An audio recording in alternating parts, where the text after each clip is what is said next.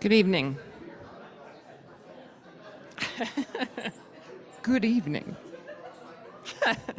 How's the volume? Good? Everybody hear me? Okay, perfect. Hello, I'm Angela Metler. I am an administrative assistant in the president's office at South Dakota Mines. That sounds a little echoey to me. No?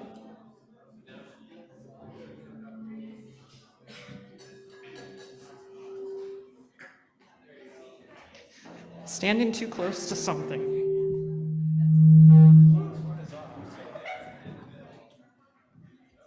I'm just going to stay right here. Anyway, welcome. Thank you for coming tonight. Steam Cafe is a partnership between South Dakota Mines, Hay Camp, and South Dakota Public Broadcasting. We couldn't do it without them, and we can't do it without you. So again, thank you for coming. Thank you also to those of you who are attending online tonight. We will have a question and answer session at the end of tonight's panel discussion. So if you're in the audience, raise your hand. If you are attending online, you can type your question into the chat box or the Q&A, and we will make sure that it gets answered live. So without further ado, I will turn it over to Jason Combs.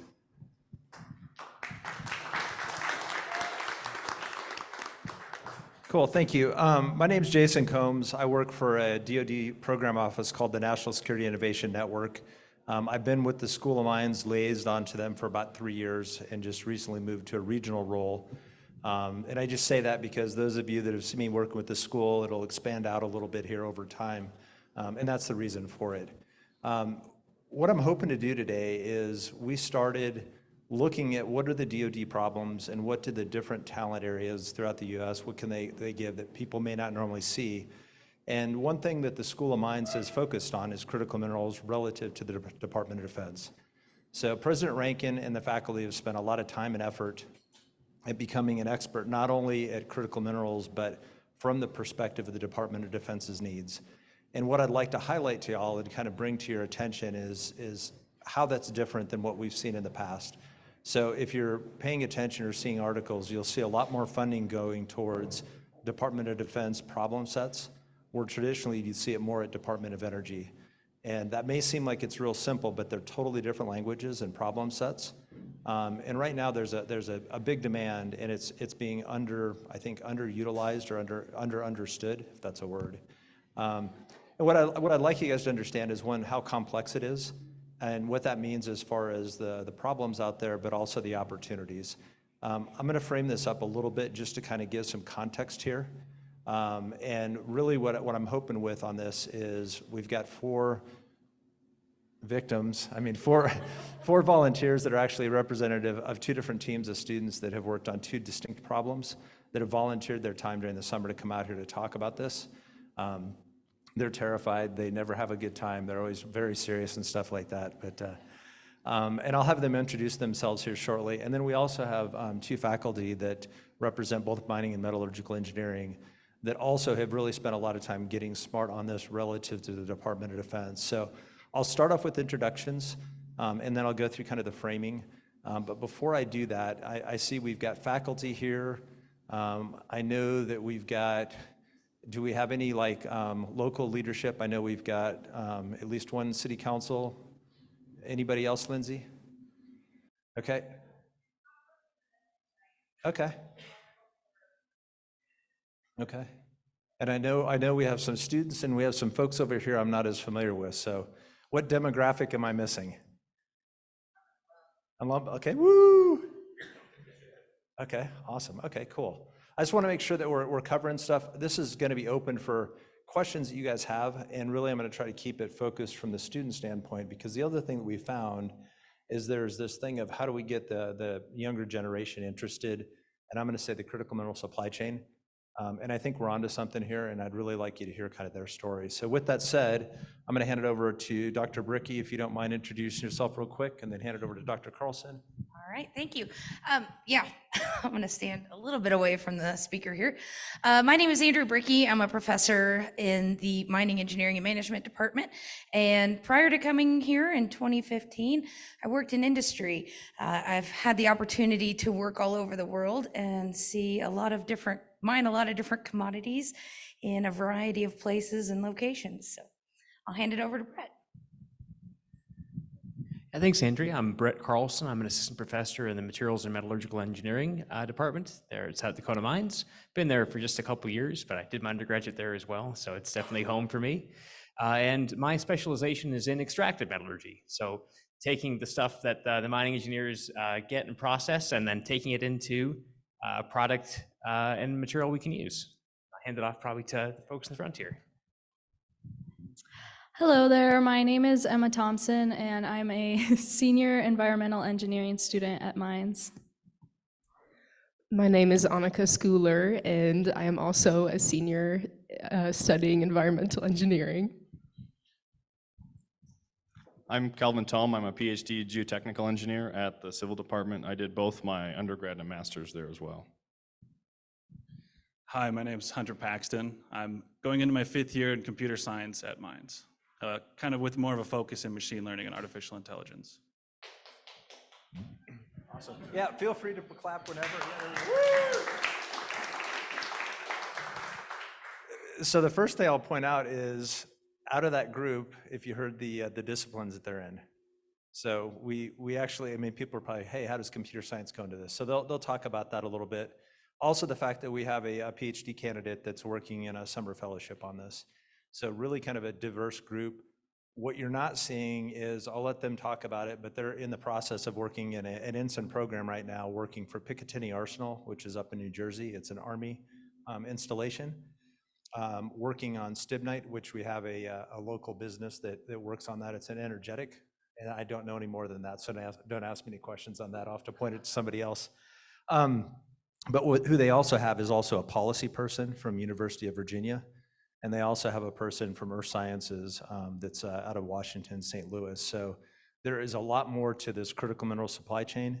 And again, that's one of the elements I'm hoping you guys can take away. So what you should expect, understand the scope of the problem. And then really what I want you to do is I want to use the kind of the students here, and I hate to call them students. I mean, they're so good at this and so sharp at this that other than the fact that they're still going through classes, if they had a suit and tie on or whatever, you wouldn't know them from an expert out there, because that's where they're at. Kind of what I hope you to do after this, I hope that you go and learn more about critical minerals. Whatever interests you, whatever your background is, I hope you take this and maybe launch this to start learning more. And I would suggest looking at anything DoD critical minerals related. Should get you into some of the different hearings that are going on, so you can see the questions that are being asked. And I would say those are opportunities that you can look to solve, regardless if you're research, looking to commercialize, or if you have a kid that's in high school. It's a great opportunity for that. Encouragement for others people to attend. Obviously that's going on. I mean, the folks showing up here, these events keep getting more and more people. So I'm hoping that we continue to provide value to y'all, and I'm sorry for standing in your way. And then engage in the high school and university students. I think that there's a thought process out there, and you'll hear it from this group, that don't actually understand the severity of the critical minerals problem and how that impacts them, as well as the opportunities that means for them. So if you're looking at it from an alum standpoint or from a school standpoint, actually there's a lot of different specialties inside of mining or inside of this school that are actually important to be able to solve these problems. Okay, just the basic context here, there's a lot going on. And the thing that I would say on this, I'm trying to make it easy with the blue stuff, is traditionally in coming into this, I was looking at this like this was a discipline problem. So you could go and you'd focus on mining, or you'd focus on geo or metallurgical engineering. It's so much more than that, because in order to get the phone that you have in your hand or in your pocket or on the table, you actually need to go all the way from the dirt to the actual product that you get here. And this has become more than just entertainment for us. This is actually part of how you do your life planning. You've got financials, you have your access to everything is on here. And you'll hear about that maybe a little bit with tantalum, is the critical mineral there, that's the big one. So I just kind of try to break it out into the therefore. And again, if somebody wants to talk later on or whatever, disagrees, that's fine. I just wanted to kind of put the context in here is, there's a tremendous demand that are just people who are using technology that aren't aware of it. There's also a huge demand as you start going towards clean energy. Both of those are happening at the same time. With that, you also have a lot of discussion on policy saying that we will not be purchasing and making our supply chains reliant upon China and Russia. That's where a lot of our critical minerals are coming from, somewhere in the supply chain, not just the source. And so between the supply and the demand, we've got the risk that I put up there, and we're not the only people impacted. So I talked about the cell phone. We're not the only people running around with cell phones or other needs or other interests out there that are similar. They're also competing for the same supply chain. So there is a pretty big demand out there. The big thing I have on there in the shortages and price increases, without owning the supply chain and having that being vulnerable, and this is where you'll hear some of the policy talks with like Russia and China. If you think about COVID and what COVID did to supplies and what it did to building, as well as what it did to vehicles that had everything but whatever components or whatever they needed, really a huge disruption there. And so that's the kind of vulnerability that I would say just to put in the back of your mind. I don't think that's too much of like a scare. I mean, the reality is we don't own all of that, and it can be easily manipulated. And it's one of the reasons why it's becoming more and more of a topic. And I'm hoping as you search, you'll see that if you probably look over the past 3 years, you'll see a pretty significant rise as far as the discussion on these supply chains. Okay, at the core of the problem, it sounds like it's an easy problem. And I put down on there job opportunities and money, because normally that everybody has one of those interests in mind. So I'm hoping that I got everybody's attention on there. And this isn't made up. You can track this back. I would say talk to many of the faculty that are here that have been going through these projects, can tell you about the different funding opportunities that they have seen or are starting to look at right now.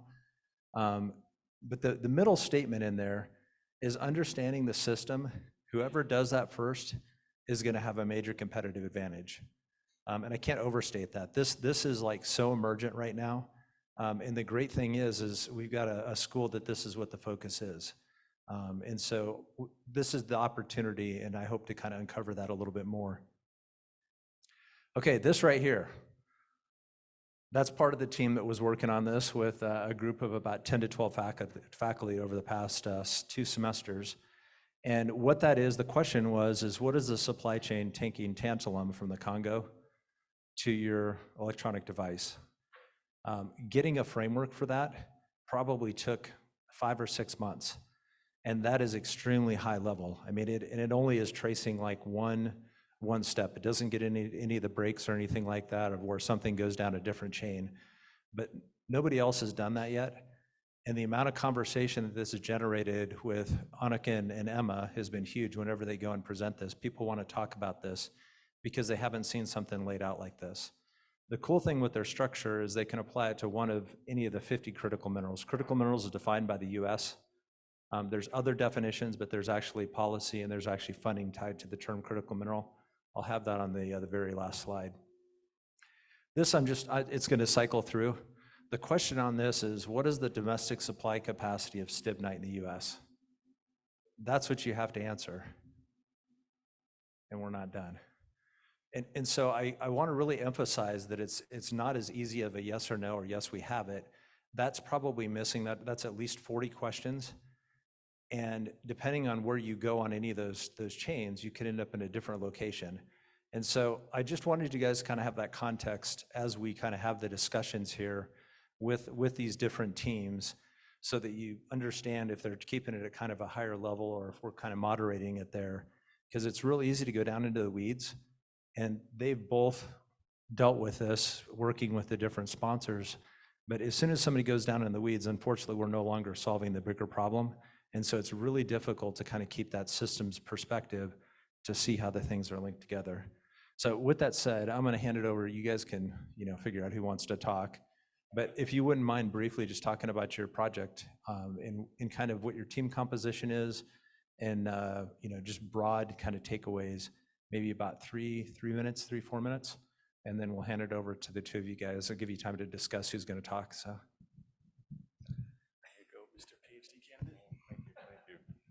I'll preface this with I didn't know I was talking before I got here.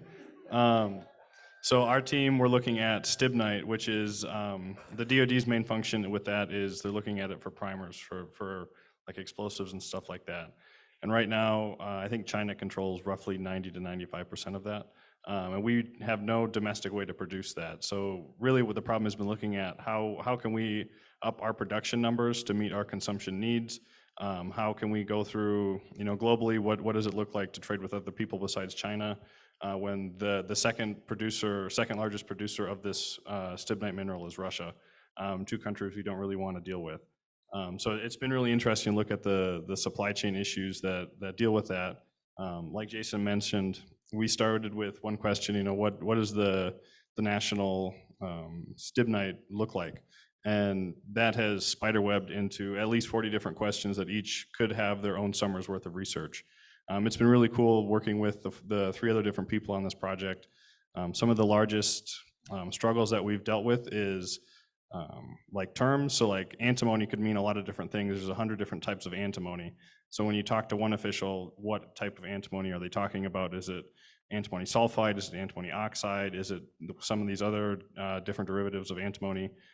When really we're focused on stibnite, which is antimony sulfide. So it's been a kind of a big challenge going back and forth with different officials, trying to figure out what they want, what they need, and then almost having to tell them what they want and they need by deciphering what they talk about. It's been a really fun project. We're only about halfway through, and we're hoping to do a lot of cool things with it. So Hunter, tell me why we have computer science and AI and machine learning involved. Right. So kind of how I got pulled into this project and my lead into it was I did a lot of research with the ME department, and kind of their focus was using lib spectra to analyze these bulk, just massive areas of minerals to really see what's there. And I mean, that's desirable in a project like this because, we're scouring the country, scouring the world, trying to find those deposits that have the concentration that we need for the stibnite, that military grade. And I mean, when you're looking at, something as big as the world, that comes with a lot of data. There's just a lot of data, and that is where I get excited and my passion really shines through. I love being, just taking a mountain of data and then just making it look pretty. So that's kind of why I'm brought on, and that's my focus. And that kind of leads into one of our big roadblocks that we've kind of found as we're going through this project, is there's not a lot of data. There is a lot of data, but it doesn't say a lot. So that's something we're working through and working to overcome as well. So that's kind of how I'm brought into this project in the computer science field. And then also to kind of lay the groundwork and the foundation to lead into a machine learning project, kind of like what I was doing with the ME department. Awesome, thanks. Since we got 2 mics, I'll keep this one. If you want to push the button, it'll turn it off so we don't get any feedback, I think. And then hand it over to Emma. And so their project was quite a bit different. It was looking at the supply chain and really looking outside the United States.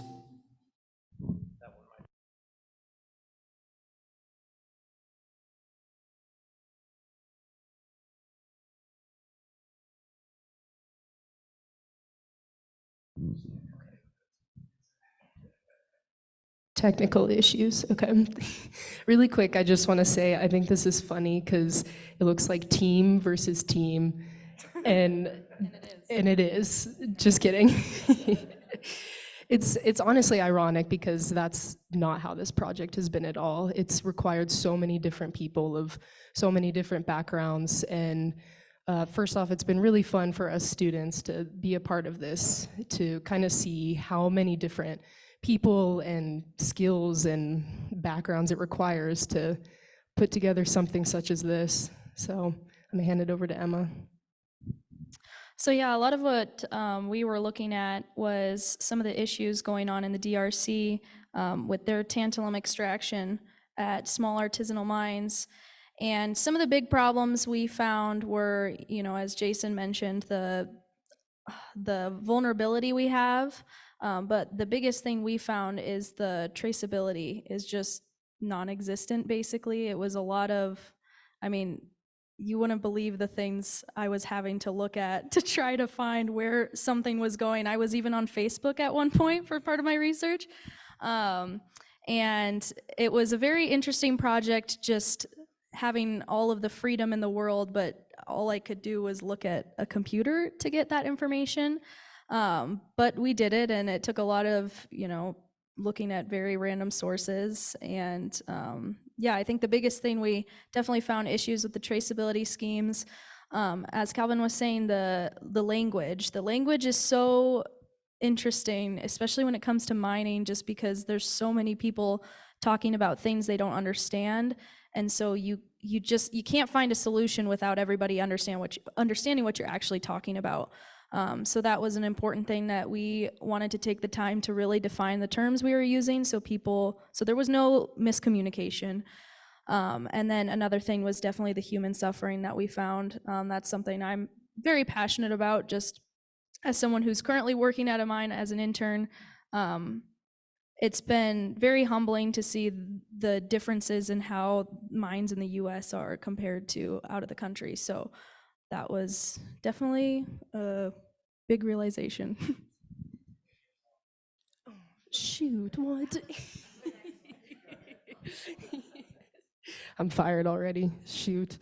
I just want to say, like, Emma and I we were brought into this because of the environmental engineering background and sort of just the interest we had in researching, like, the environmental impacts of that mining and everything that entailed. But it's been cool because that's not been the focus of our research. We've done so much with the human suffering aspect and just following the supply chain and seeing how this moves and what is going on in the real world today. So, Well, that was actually going to be my question, was to say, how has your perspective changed on these on this area, and what have you learned, and how has it changed your thoughts?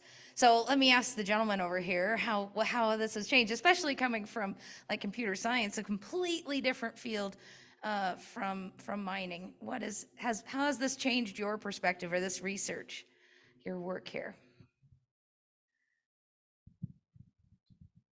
So I think for me, the biggest thing that's kind of opened my worldview, last week we got to tour Wharf Mine, and that was eye-opening. So for me, when I think of mining, I think of a small little cave. You go into it with a pickaxe, and it's just right there. That's not how it is. The absolute scale of these operations is huge. And so when they're talking that it takes millions upon millions of dollars to get these operations going and sustained, you better know where the minerals are. And so I think that's kind of added this aspect to my work that's really pushed me to, in the algorithms and the research that I do, to make sure that it's thorough, it's concise, and it is finding those minerals. So I think just the broad scale of everything has kind of just opened my eyes. I've been fortunate where most of my best friends are mining engineers, so I had a pretty decent idea of what it looked like here. So a lot of my work with the summer has been helping to educate a lot of my teammates on what mining looks like here versus overseas. In China, when they mine stibnite, it's all hand mining, where they have to go in and pull all of this out by hand. It's very dirty. A lot of workers get sick. There's a lot of health concerns. How could we do that better here? We have one of arguably the best mining operations in the world with our permits and the regulations that go into it.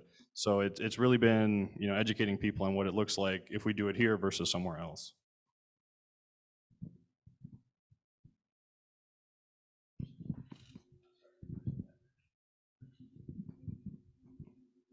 Yeah, I'll go ahead and ask one. So we talked a bit last week, right, about antimony sulfide and flotation and the kind of the difference in the different terms there, right?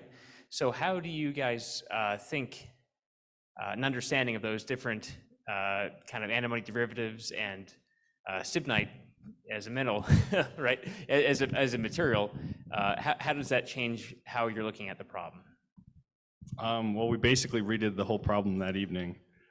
So knowing, like when we were meeting with like Mark, who's our sponsor, or even Jason, they had no idea that there were all these different derivatives with these minerals. So it's really been interesting to watch how, as you update your terms and everyone can get on the same page, how that changes everyone's discussions and conversations, and how that can lead to new paths forward. So. Yeah, I think just to add kind of quick to my understanding of the problem is, we were told to go find antimony, and then within the first week we found all the antimony. And so I thought, oh, good job, problem done, we succeeded. And then, well, no, it's not the right kind. Stibnite is very different, and there are 100 different derivatives. So antimony being this just blanket for all these different deposits across the world, if you're only looking for one, it's like finding a needle in the haystack. So that's where it gets a little complicated, and then we really had to go back to the drawing board to kind of reassess everything. To follow up on that real quick, for those who were at the Defense Symposium, if you remember, Dr. Groven had mentioned that the request for stibnite came out actually as an ammunition request. And actually the problem they were looking at was more of a mining probably focused. So that's an example of the terminology. So the DoD didn't know how to ask the question in a way that it actually, to get into the right specialty, because they were asking from their perspective. And then where that goes into as far as the funding, the three of the derivatives that they've noticed or found go into three different DoD needs. Those are different funding sources. So understanding that somebody may be using the wrong term and helping them understand that not only can help them, but can help you actually connect the funding. So what oxide is for the fire retardant, is that right? And then what were the other two? Yeah, metal and sulfide. So, and then the metals are going to be for your higher temperature, like engines and things like that, generally speaking, is what they're used for. So with that said, we've covered a whole bunch. What I'd really like to do is I want to make sure that anybody here that has any question, we can answer it. I would love it if it's oriented towards the folks who've been working the problem. We've been working with them really closely also, but I think it's more interesting to hearing from their perspective. I will tell you, there's not a dumb question. There's plenty of faculty in here that I'm not exaggerating. I will ask the most basic questions because I'm not an engineer. I guess I am, but I haven't done engineering for about 30 years. So I'll ask real basic questions, and then Dr. Carlson will have to be real polite of telling me, hey, this is how this works, or Dr. Brickey reminding me that actually what oil is it made of dinosaurs? Is that what you told me? So anyway, I mean that any question out there or whatever, and I'm kind of looking at the back of the room there because you guys came in before I could figure out like exactly what your interest was. So. Great, let me go back here real quick. Well, thank you. Yeah, I just have two questions. Again, they're probably really basic, but you're talking about the mining. Is it underground, because you said it was very dirty, or is it surface mining? And does the United States have any of these mines? My understanding is very few, but where are they? That's actually a really good question because the answer that Hunter had is kind of the perspective that I had. So I didn't even plant that question. I love it. So it's really a matter of like your ore concentration. So you could do either underground or open pit. It's just a matter of what type of ore deposit it is. And there's plenty around the hills. So, or even in the country. So.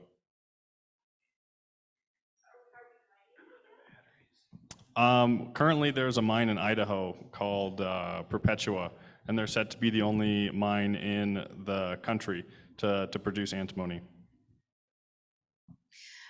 But also to give just a little bit of context, there are 280 plus mines here in South Dakota.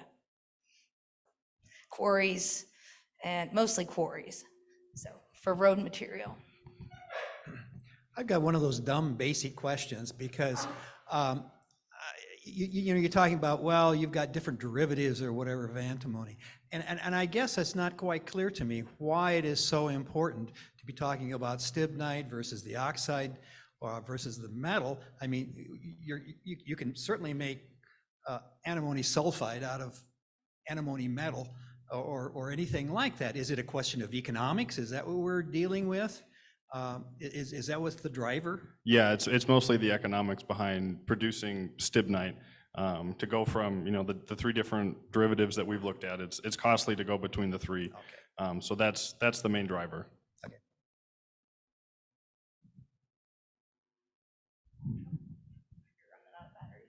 It is red, but.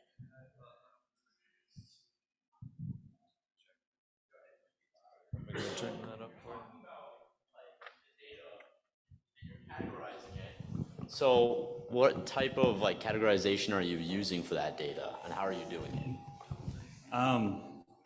Currently, a lot of forward engineering. Kind of like I was saying earlier, there's a lot of information, there's a lot of data, but does it say anything? Does it provide value? Does it answer the questions that we've established? we're finding it. We're really, where we're pulling our data from, it's from the USGS. They're kind of the authorities on this from what we can find and the information that they can provide. So it's really just interpreting what they have and going from there to find and then narrow down our search to find these locations where we think stibnite could be.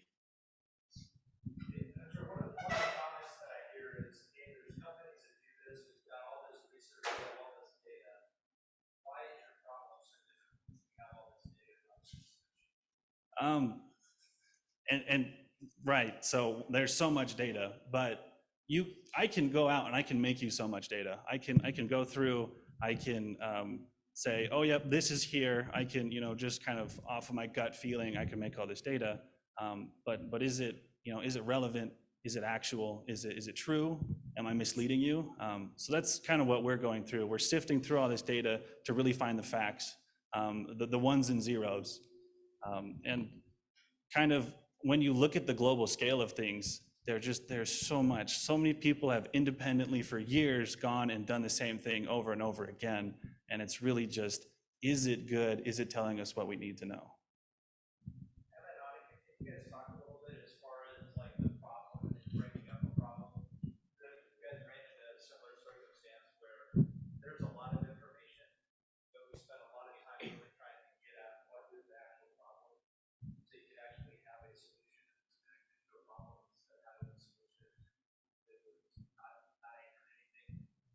Right, so in order to kind of break this down, we just looked at making this into sort of a presentation, I guess, or poster boards, and we broke it up into value exchanges.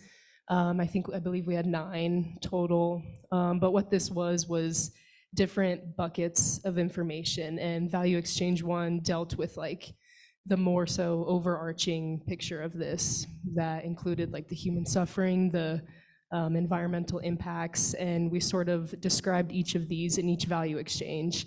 And like when it came to value exchange 3, I believe that dealt with like the warlords, which that term is also part of the language that had to be understood for this project. And warlords are basically part of terrorist groups, and they are organizing this sort of illegal trading of this mineral that's going on. So another big thing that we had to really be careful of, and I think that's easy to do when there's a lot of data and information available, is taking things out of context and making connections that aren't actually relevant. We ran into that a lot, especially because we were trying to follow a linear path of, point A to point B, or really like point Z, but this linear path, that's not necessarily realistic, and sometimes it takes making connections that might not always be the most accurate. For our sake, some of the things that we kind of gave a little bit on made sense for us. But yeah, when you have a lot of data like this, it's really easy to make a connection that's not always accurate. And I think that's a lot of, again, where the language barrier becomes a problem, and people making connections that aren't actually real and don't make any sense. And then you just have conclusions that don't make sense, so. I have a question to thank the panel and thank everybody here. This is really great. When I look at the history of something like oil, it's not very pretty in our world, right? I mean, you can argue that wars have been fought over oil, that there's been a great deal of exploitation of people over oil, the same kind of exploitation you're talking about over minerals. And I wonder, on a global system, is lithium the new oil? And is there a way to create a better global system that doesn't make lithium or stibnite the new oil? And maybe that's a really naive question, because we're in a current global system that tends to drive things in that direction. But I just want to ask a really big picture question. How do we not repeat the mistakes of the past that we've made with other minerals? How do we create systems that lift human beings up into a better place rather than push us backwards?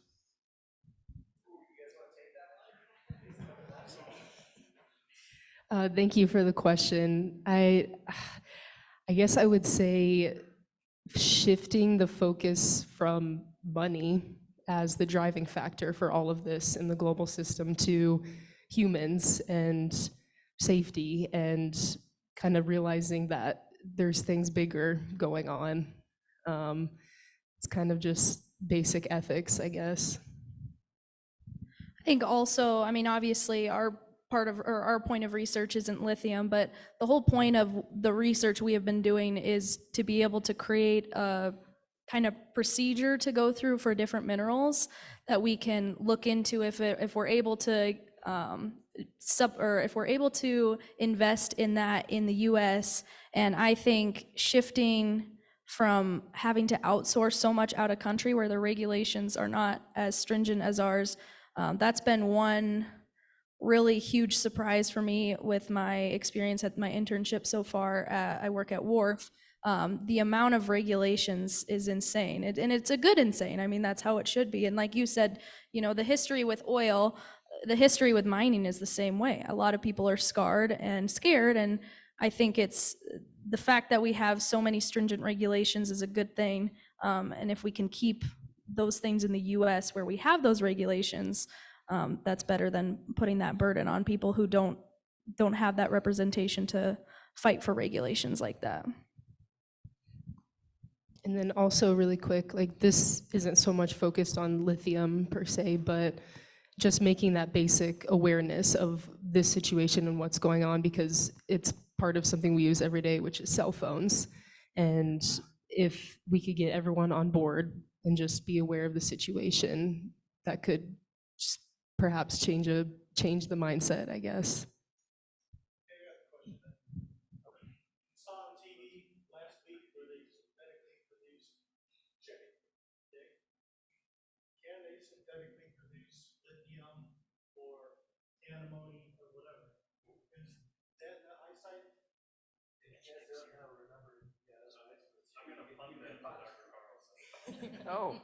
Oh, sure. All right. Punt. I'll take that one up. That's an interesting question. I suppose fundamentally, what we're talking here a little bit, you know, we're talking kind of systems, whether that's, you know, if you have the 3D printed meat, which is a really cool concept, right? Yeah, right. Fundamentally, though, I suppose when we drill down towards, you know, we're talking about materials, whether it's, you know, lithium, for example, being an element, right? It has a floor to it, essentially. At the end of the day, that lithium, if we're talking about using lithium in batteries, has to come from somewhere, and that somewhere is the ground, really. So that lithium, that element, can't really be created necessarily out of nothing, except a very small exception with nuclear reactors. You can make a little lithium, I suppose, right? It's a lot of work. End of the day, though, it probably will be it'll come from the ground. You can certainly reuse it, right? We talk about recycling, and you can have a circular loop where this material is used over in different, you know, in different batteries, for example. But it'll be coming from the ground to start with. Oh, and there's a question here, I think. Thanks. My question is also naive. What does the process of exploration and extraction and refining of antimony or stibnite in particular, what do those look like? Are we still actively engaged in trying to find new deposits, new sources? And how do you go get the stuff, and how do you process it? So I'll speak to like Perpetua's case, which is the mine in Idaho that's getting ready to produce it. I think they've been working for 15 to 17 years on just the permitting, and like before they can even start mining anything. That's how long it's taken right now, and they still haven't dug a hole in the ground yet. The exploration could take, you know, 10 to 15 years, and that's a whole thing in itself. Where you, it's a very complex process where you have to go out. You know, it involves first surface level, and then you can do minor surface and then subsurface, and that's a very expensive process. Once you get to the mining and you start, you know, whether it comes from underground or open pit, then there's a very long process where you basically have to crush the ore size down into like usable particle sizes, where then you can start with stibnite. It's a flotation method where you basically just put it in a fluid, and then it floats to the top, and that would be your rough concentrate. And you can continue to do that until you get like more pure concentrates to increase its purity level. And then from there, that would then get shipped off, if it's pure enough, straight to the source, or to use it, or it might have to go to a second processing plant in order to then further refine it.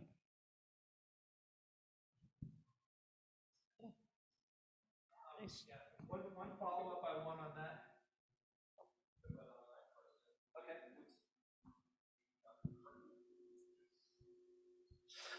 Dr. Kraus was wondering, what are the critical minerals that could become available using the Black Hills and/or South Dakota minerals?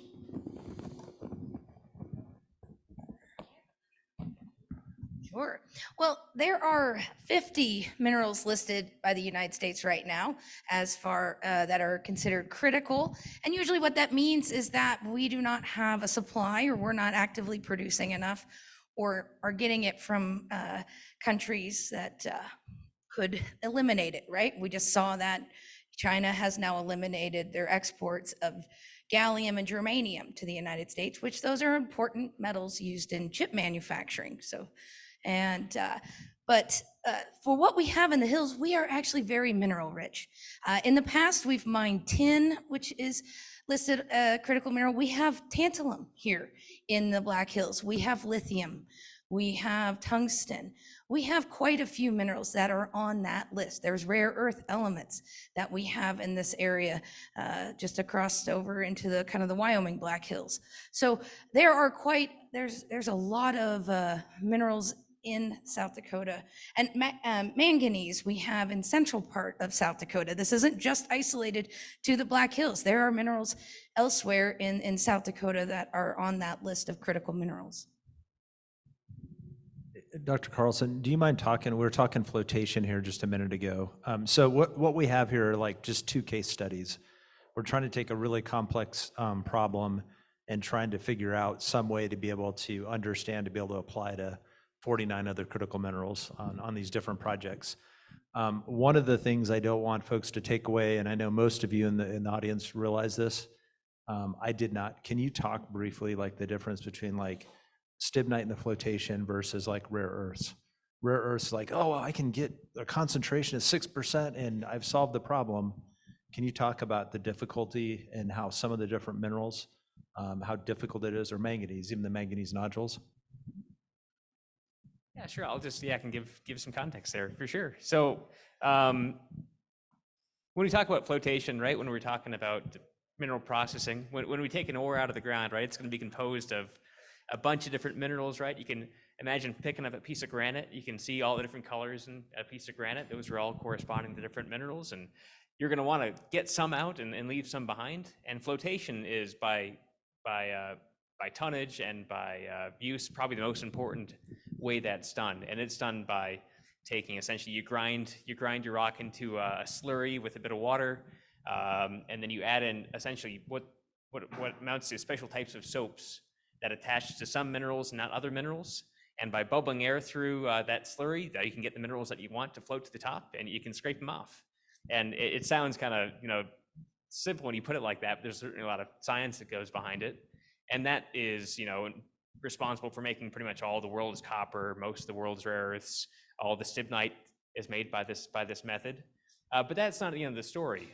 For a lot of these, stibnite, for example, probably it doesn't take too many more steps to make something useful out of it. But when you have something like rare earths, right, you have a concentrate, that's stuff you scrape off the top, and it might be 30% to REO grade, and hey, that's great. You solve the problem, like Jason was saying here. But end of the day, to make it something you can put into rare earth magnets or into a hard drive for a computer, there's a lot more steps down that chain, right, to make that happen. And that's where things get kind of tricky. You start involving, value exchanges between different people, between different countries who specialize in different processing techniques, right, to get to one point to the next. And so that whole supply chain, right, from ore out of the ground to a final product, all has to fit into this critical minerals kind of paradigm, this kind of way to think about things. And that's kind of just gives you some of the scope of the challenges involved, right? It's a big challenge for sure. Hopefully y'all are seeing the dynamic. Andrea's making fun of me. She's like, that's really what I'm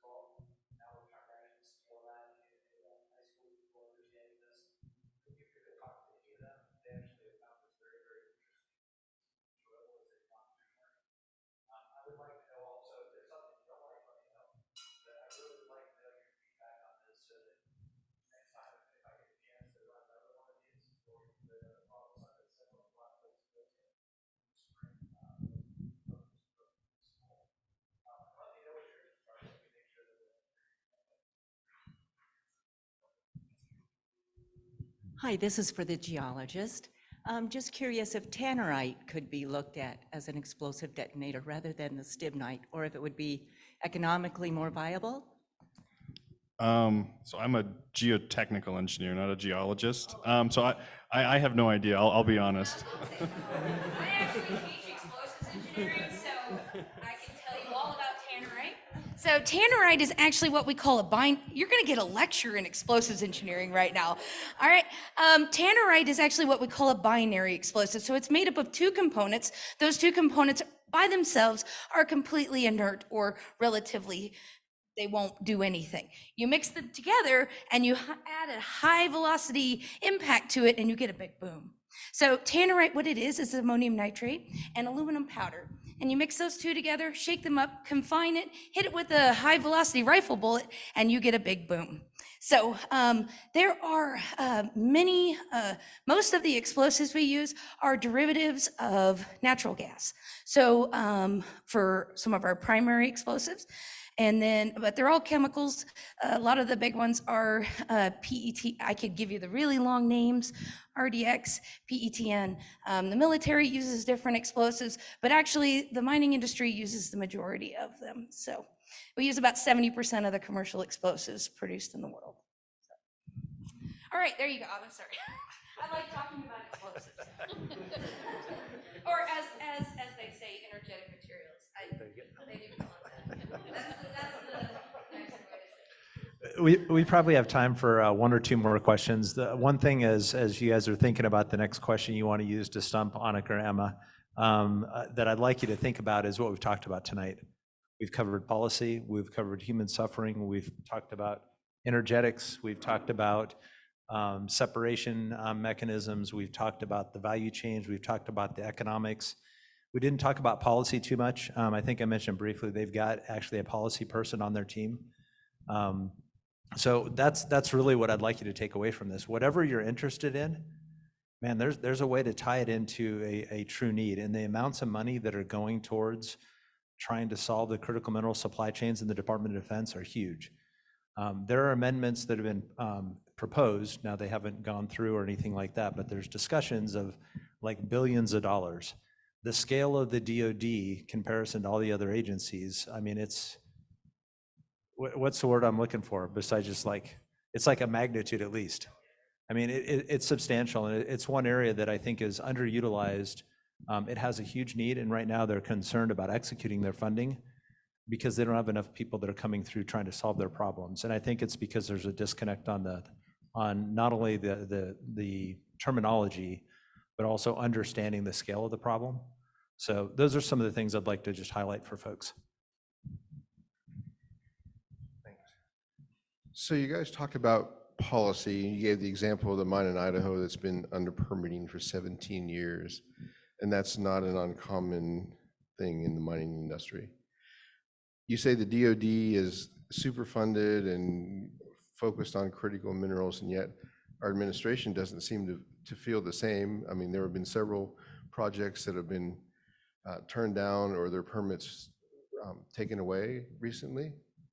How do you guys see the ability to use the information that you have to turn that into a positive message to the policymakers and the decision makers to enable us to move forward quickly? Because we're really our own worst enemy when it comes to this, right?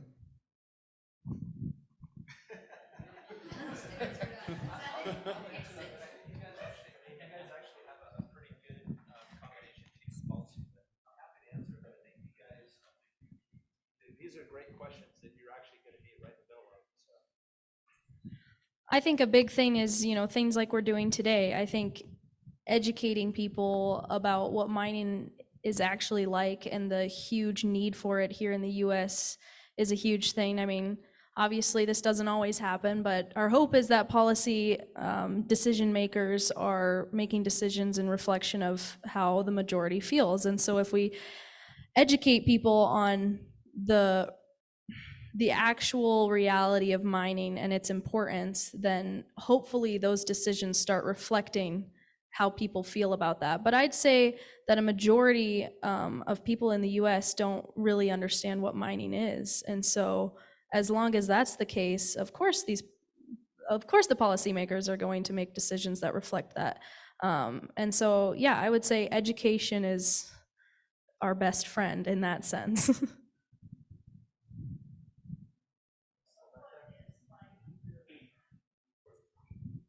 That's a great question.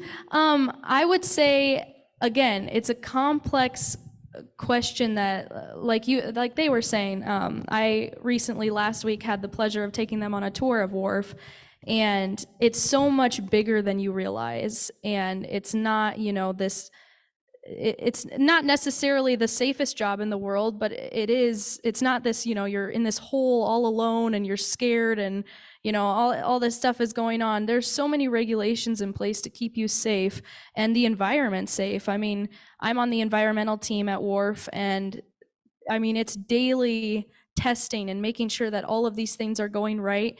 And not just because we have to, but because everybody there believes it's the right thing to do and they care about the planet. And so I think also not understanding that a lot of people get surprised when they see our reclamation projects, because you see this giant, well, for Wharf, it's an open pit mine. And so you see this giant pit and, these large hills or large pads, and you think, that's such an ugly sight, and that's never going to be the beautiful nature it once was. And then, like I got to do with these guys, you'll take them to our reclamation area, and they have no idea that it was once an open pit just 2 years ago. So a lot of people don't understand that these places do get back to where they were before. And a lot of these companies do care about the planet and do care about the regulations and do care about their employees and want them to go home safe every day. So I think those are the biggest misconceptions, is that they don't care. And that's, from my experience, not the case.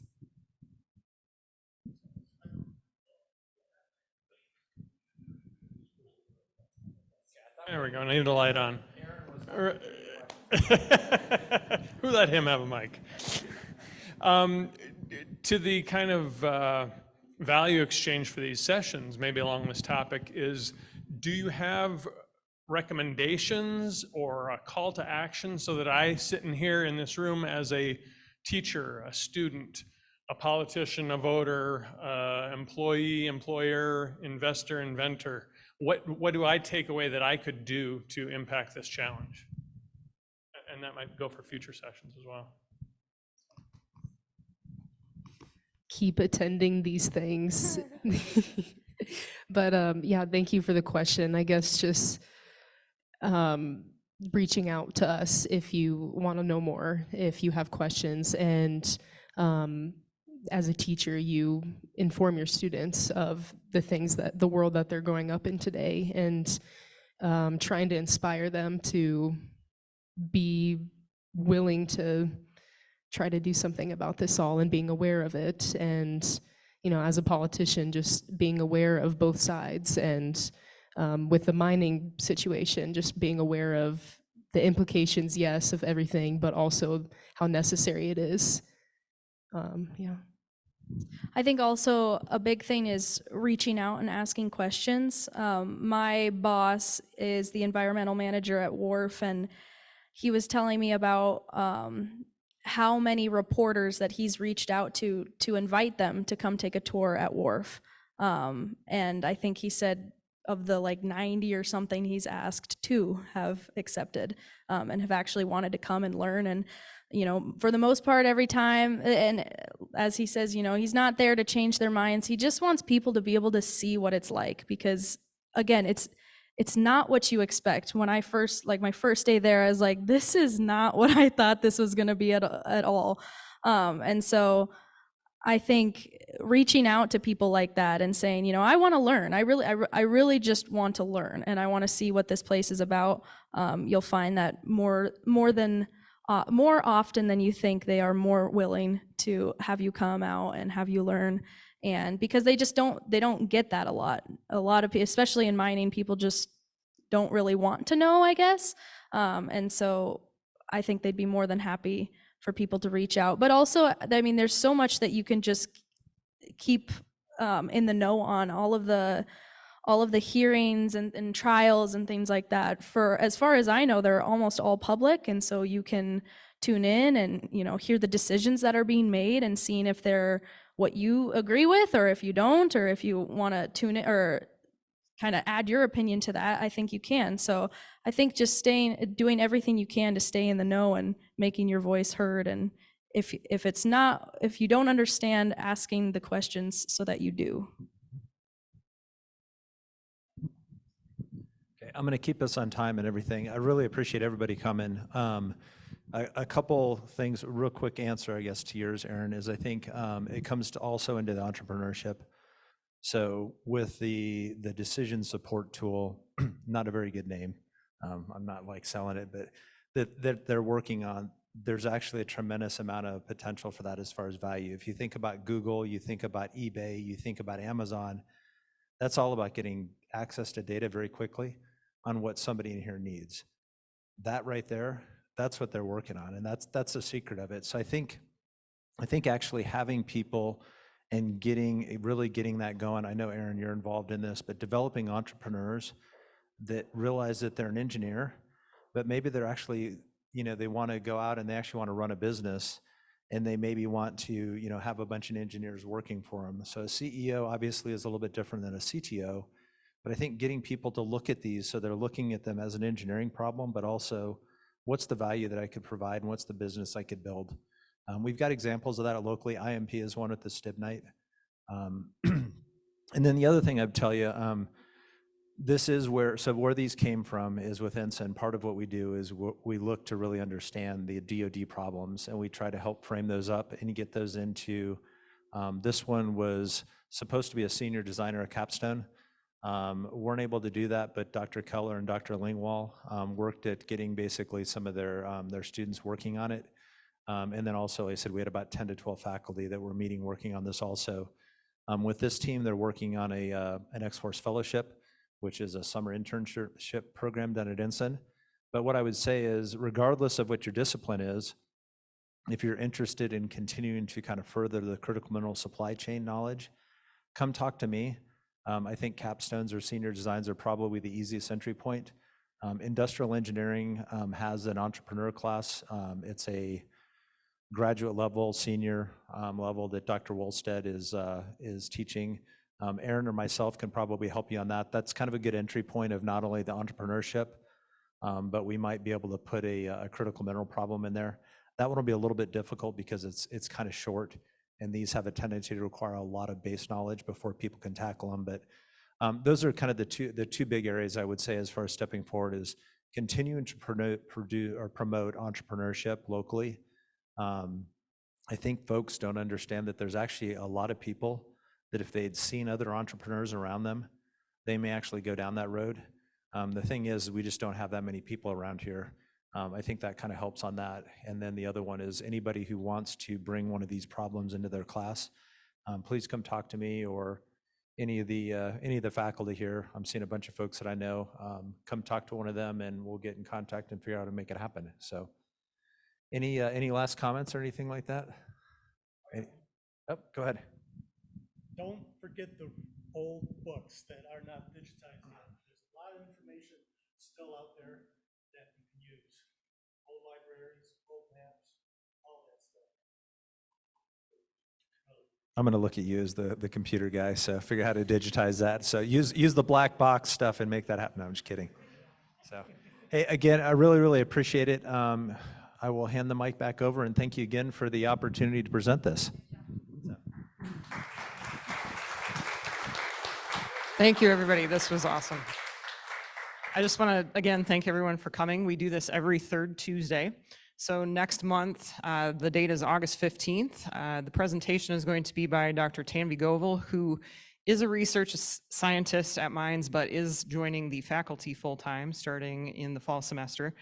She's going to be discussing her genetic engineering of microbes.